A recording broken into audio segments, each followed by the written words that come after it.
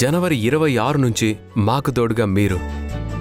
ఇకపైన సోమవారం నుండి శనివారం వరకు ప్రతిరోజు మధ్యాహ్నం 3 గంటలకు.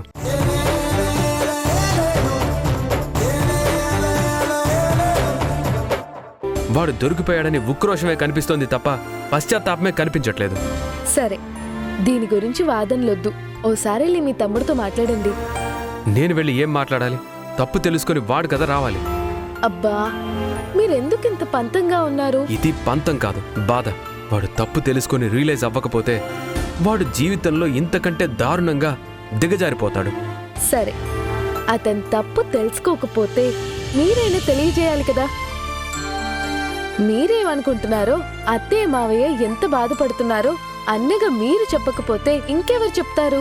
లేదు, వాడెంతసేపు అడ్డదిడ్డంగా వాదించడంలోనే ఉంటాడు. వాడితో మాట్లాడే ప్రయోజనం లేదు. అసలు మాట్లాడే అవకాశం కూడా ఇవ్వడు. ప్లీజ్, నా కోసం వెళ్ళి మాట్లాడండి ప్లీజ్.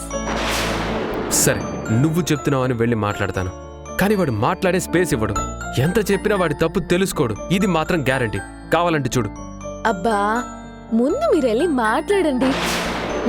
వెళ్ళండి.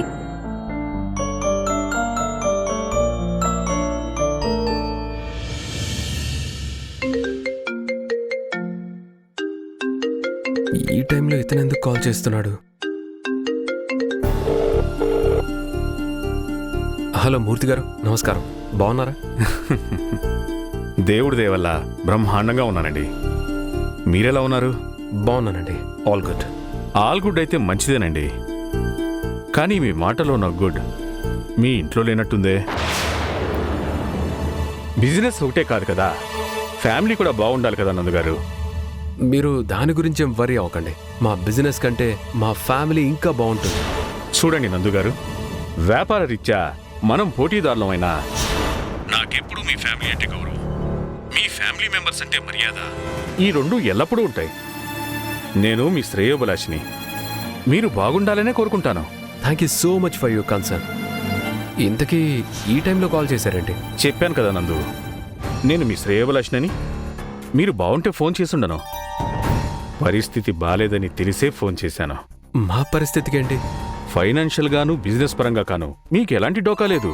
కానీ పరువు ప్రతిష్టలే దెబ్బతింటున్నాయి. జాగ్రత్త పడమని చెప్పడానికే కాల్ చేశాను. మా పరువు ప్రతిష్టలకి ఏమీ డోకలేదు. మీరు నిశ్చింతగా ఉండొచ్చు. నాకు ఈ విషయం తెలిసే కాల్ చేశానందు. పాపం మీ తమ్ముడు పొట్లాల కేసులో అరెస్ట్ అయ్యాడంట కదా. కింద మీద పడి మీ తమ్ముడి మీద కేసు పడకుండా తీసుకొచ్చారని కూడా తెలుసు. వ్యాపారం దెబ్బతింటే మళ్లీ పుంజుకోవచ్చు, అది పెద్ద సమస్యేం కాదు. కానీ ఒక్కసారి పరువు ప్రతిష్టలు దెబ్బతింటే చాలా కష్టం. వ్యాపారం మీద ఉన్న దృష్టి కాస్త తమ్ముడి మీద కూడా ఉండాలి కదా. అసలు మీకు ఈ విషయం ఎలా తెలిసింది? మీ తమ్ముడు ద్వారే తెలిసింది. మా తమ్ముడు ద్వారానా? మీ తమ్ముడు ద్వారా అంటే డైరెక్ట్గా నాకు ఫోన్ చేసి చెప్పలేదనుకో. మా అమ్మాయి గీతకి చెప్పాడు. పాపం అతన్ని బాగా హింసిస్తున్నారంట కదా. ఏంటి నందు, ఇది తప్పు కదా. ఏదో వయసుకురాడు, ఇలాంటివి ట్రై చేయాలని చేసినట్టున్నాడు. దాన్ని అర్థం చేసుకొని సరి చేసుకోవాలి, కానీ అలా బాధ పెడితే ఎలా?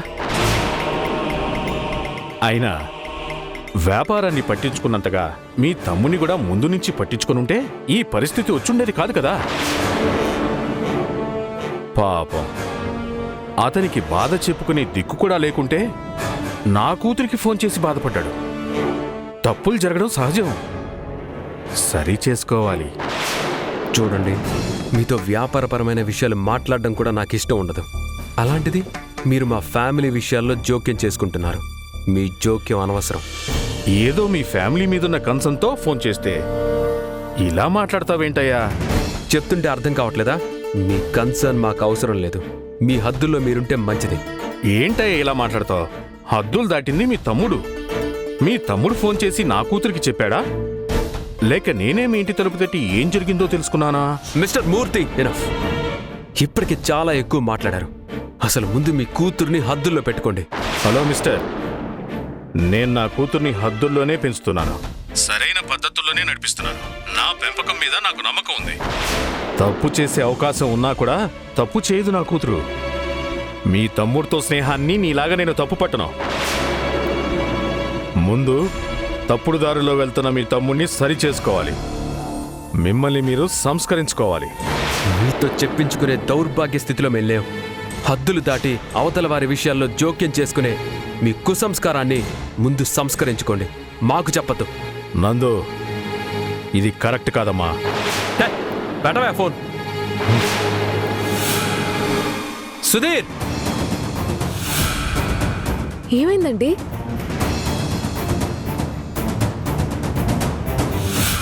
ఏమైందిరా? ఎందుకలా అరుస్తున్నావు?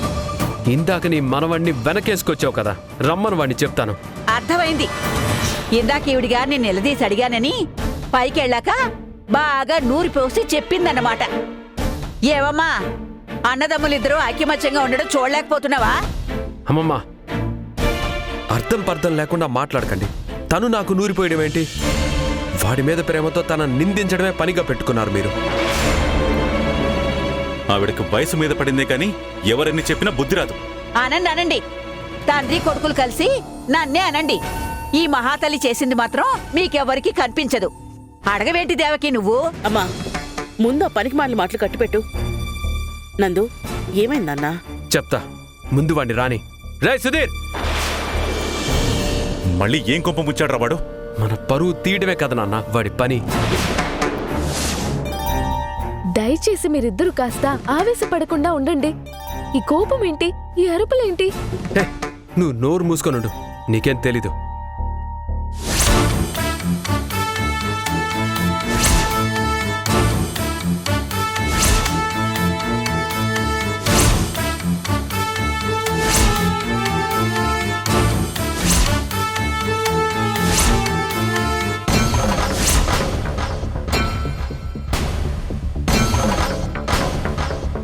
రేయ్, ఆ పొగరేంటి? ఆ నిర్లక్ష్యపు చూపేంట్రా? పిలిస్తే వెంటనే రావా?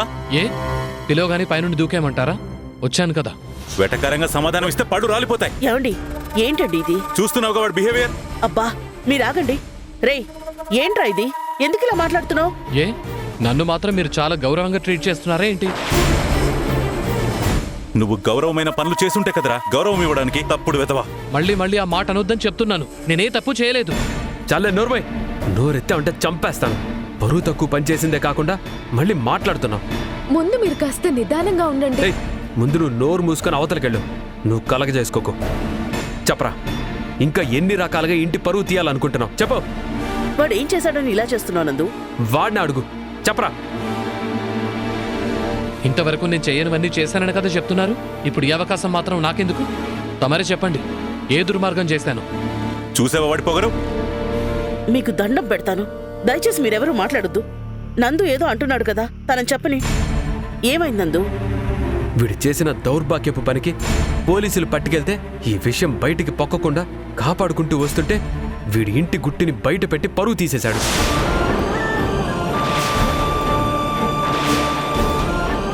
ఎవరికి చెప్పాడు? ఏం చెప్పాడు? ఆ ఎస్ఎన్ మూర్తి కూతురికి చెప్పాడు.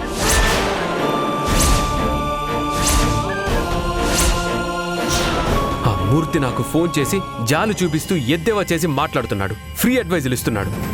తమ్ముడిని ఎలా చూసుకోవాలో నేర్పిస్తున్నాడు. ఎలా బ్రతకాలో నేర్పిస్తున్నాడు. పరువు ప్రతిష్టలు ఎలా నిలుపుకోవాలో తెలియజేస్తున్నాడు.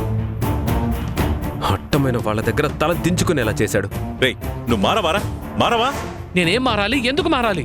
నేనే తప్పు చేయలేదు. దానికి నాకే సంబంధం లేదని చెప్తున్నా. చిత్రవద చేస్తుంది మీరు, మారాల్సింది మీరు. రేయ్, అయ్యో నందు! నాన్నకు ఎదురు చెప్పావంటే చంపేస్తాను నిన్ను. ఈటీవీ ప్రేక్షకులకి నమస్కారం. ఊర్మిళను ఎదిరిస్తూ మేం చేస్తున్న ప్రయాణానికి మీరు చూపిస్తున్న ప్రేమకి కృతజ్ఞతలు తెలుపుతూ ఇకపై జనవరి 26 నుంచి సోమవారం నుండి శనివారం వరకు ప్రతిరోజు మధ్యాహ్నం 3 గంటలకి మిమ్మల్ని పలకరించబోతుంది.